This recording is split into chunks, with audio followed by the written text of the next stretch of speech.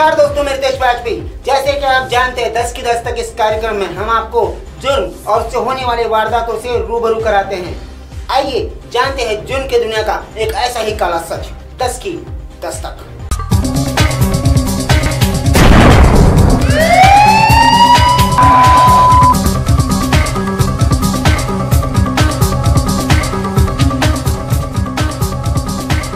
आज पूरे देश में जलन, ईर्ष्या और खुदगर्दी का माहौल है। इस खुदगर्दी के माहौल में ना रिश्तेदार अपने होते हैं, ना कोई भाई बंधु। यहाँ सिर्फ एक मूल्य मंत्र है, ना बाप बड़ा ना भैया, सबसे बड़ा रुपया। जी हाँ, मानो या ना मानो, ये सच है। आज किसी अपने की मदद करना भी बहुत बड़ा पाप बन जाता है। इतना बड़ा पाप कि मानो जान से हाथ भी धोना पड़ता है। कुछ इसी तरह की दिल दहला देने वाली वारदात नागपुर में 11 जून को हुई। नागपुर के दिघोरी परिसर में आरानंद नगर के निवासी कमलाकर पवनकर और उनके परिजनों को मदद करने का खामियाजा जान गवा कर देना पड़ा।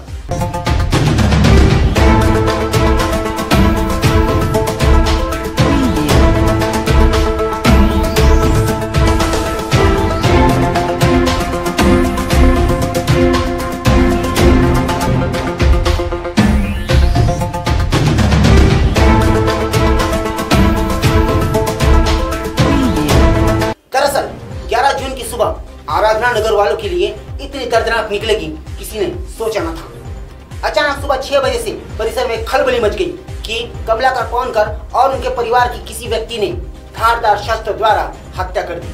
मृतक लोगों में कमलाकर पवनकर, उनकी मां, पत्नी तथा 2 बच्चों का समावेश था। पुलिस ने मौका वारदात का जायजा लिया और बॉडी को पोस्टमार्टम के लिए भेज दिया और तफ्तीश जारी है, ऐसा बताया। रात को 1 से 3 बजे तक के पीरियड में 5 लोगों की यहाँ हत्या कर दी गई है, जिसमें कमलाकर पवनकर, उसकी मिसेस अर्चना, उनका मिसेस का भांजा कृष्णा और कमलाकर की माँ और कमलाकर की कन्या वेदन थी। ये 5 लोगों की हत्या कर दी गई है और ये हत्या परिस्थिति के अनुसार ऐसा लगता है कि कोई फैमिली डिस्प्यूट से ये हत्या हुई है।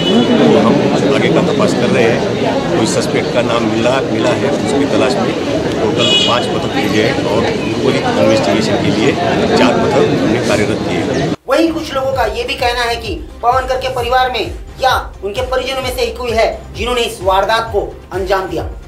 अब इसमें कैसा है कि कुछ लोगों ने उसके साले को घर में आते हुए देखा है और वो फिर घर के अंदर रहा और रात में उसने उस घटना को अंजाम दिया होगा।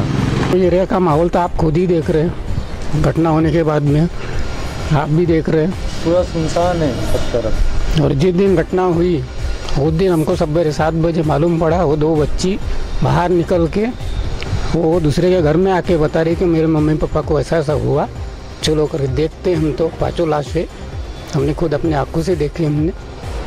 तो आप देख सकते हैं मेरे पीछे ये जो घर दिखाई दे रहा है, ये वही घर है। यहाँ जो इतना बड़ा जो हत्याकांड हुआ है नागपुर, जिस हत्याकांड से पूरा नागपुर दहल गया था, ये वही घर है। और आप देख सकते हो ये घर अभी बंद पड़ा हुआ है क्योंकि इस घर के जितने भी लोग थे पूरे मारे गए हैं। और जो 2 बच्चियां बची थी वो अभी फ़िलहाल अपने रिलेशन वालों के यहाँ है या पुलिस कस्टडी में है। तो आप देख सकते हैं कि इस घर में किस तरह का सन्नाटा छाया है। और इतने जो घर था यहाँ कभी बच्चों की खिलखिलाने की आवाज़ें गूंजती थी। तो आप देख सकते हैं ये घर आज वीरान सा पड़ा हुआ है। कैमरा पर्सन योगेश और लोकेश के साथ मैं क्षितिजा देशमुख, MNS न्यूज़ नागपुर। जब पूरी वारदात को खंगाला तो एक ऐसा सच सामने आया जो रोंगटे खड़े कर देने वाला था।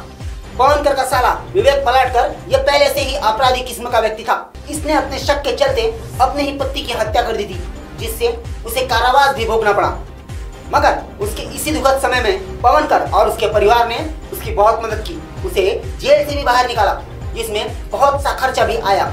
कमलाकर पवनकर और उनके परिवार को इसी अच्छाई का खामियाजा भुगतना पड़ा। बताया गया है कि साले को जेल से बाहर निकालने में तकरीबन 7 लाख का खर्चा हुआ था।